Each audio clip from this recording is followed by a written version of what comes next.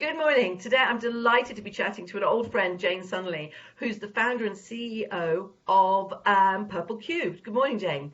How Morning, you Mary. doing? Good to be here. I'm good. Thank you very much. Great. Today we're going to have a bit of a chat about Wellbee, which is a intelligent well-being concept that you and the team at PurpleCubed have come up with. And first, I wanted to start by sort of chatting to you about well-being. Over the past few months, well-being has become really very important. Why did you decide to focus on well-being in the hospitality industry? Well, I think even before the pandemic, there was a wellbeing crisis in the UK anyway, and particularly in hospitality. And I was reading all these statistics like 1 in 4 people have mental illness now in the UK, 12.8 million days lost a year due to workplace unwellness. And we just kept saying in the office, we need to do something about wellbeing. So we started to develop a tool, and I'll tell you about that later, but to develop a tool in response that would be simple, practical, easy, affordable, and just help people to take care of their own well-being and help companies to understand what to do. But I also read a statistic that said that 56% of businesses want to do something about well-being, but actually don't know what to do. So we started to kind of develop this concept, and then COVID happened, and we said, crikey, we better get on with it and do it a bit quicker. So everybody in my team have not been furloughed. They've been working really, really hard, sometimes late into the night to get this tool out because we thought, gosh, it's now an imperative, not just a kind of good thing to do. So that's where it came from. And one more stat, and then I'll shut up.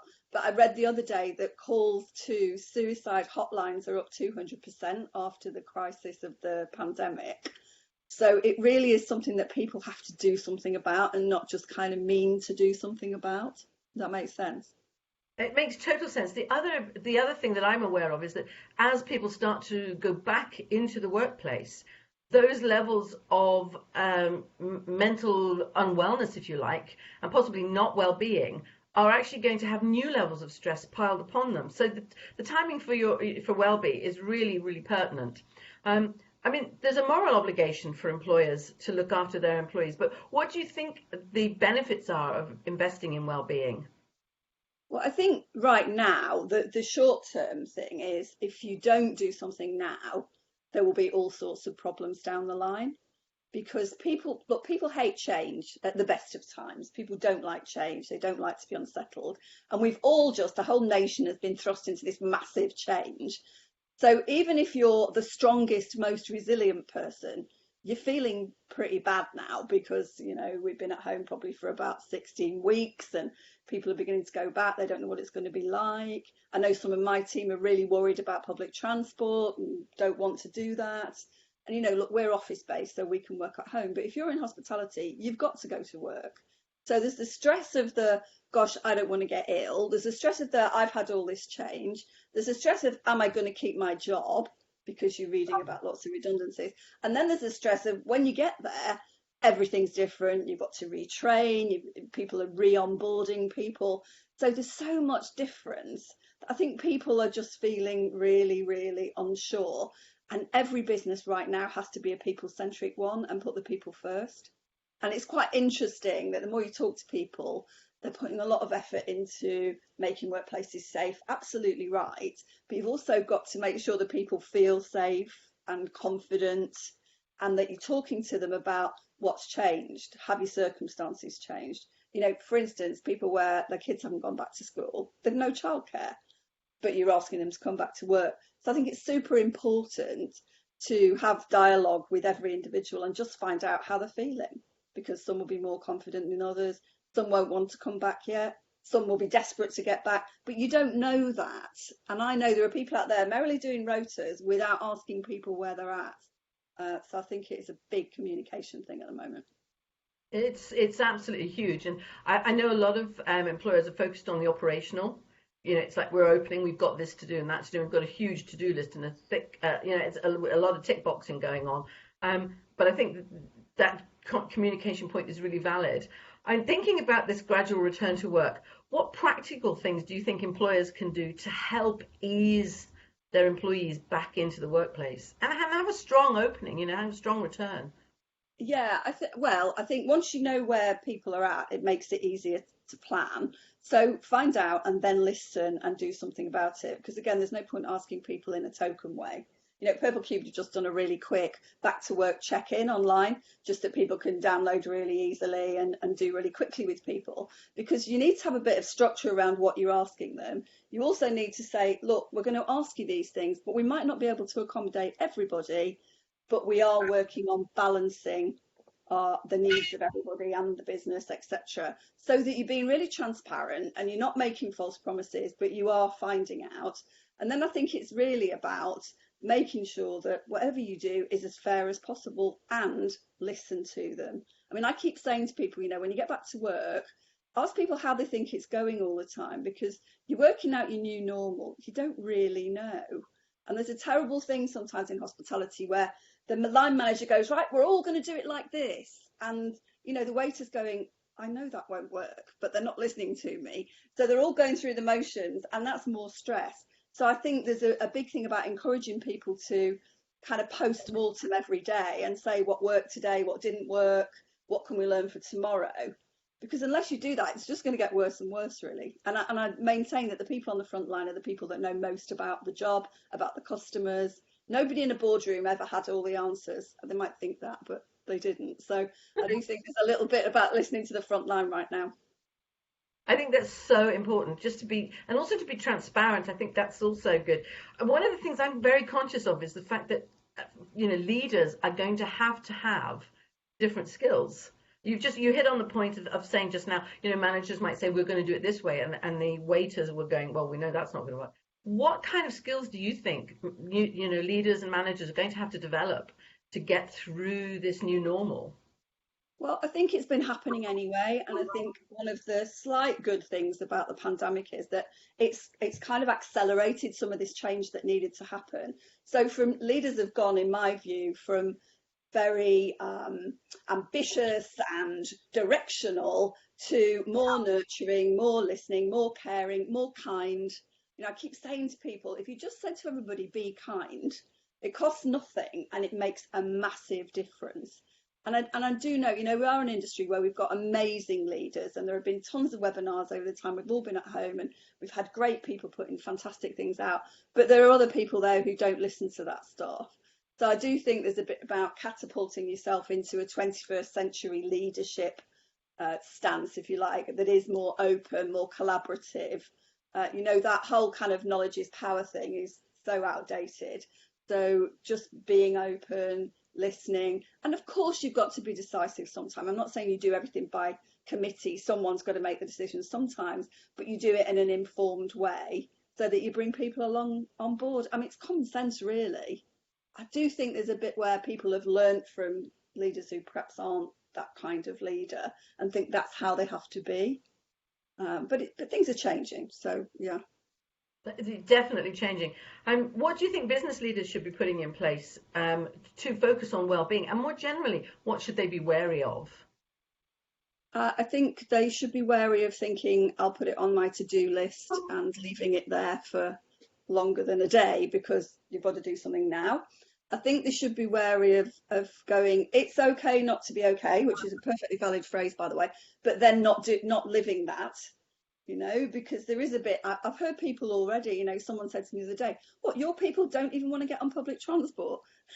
No, because they don't feel okay about that. So that's fine. I'm not going to, somebody said to me, you should make them. I said, I can't make them. I don't want to make them. I would quite like them to do a great job for me and feel really comfortable about that. And they've all been working really hard at home. So I do think they just need to put in place a bit of empathy and thinking about things.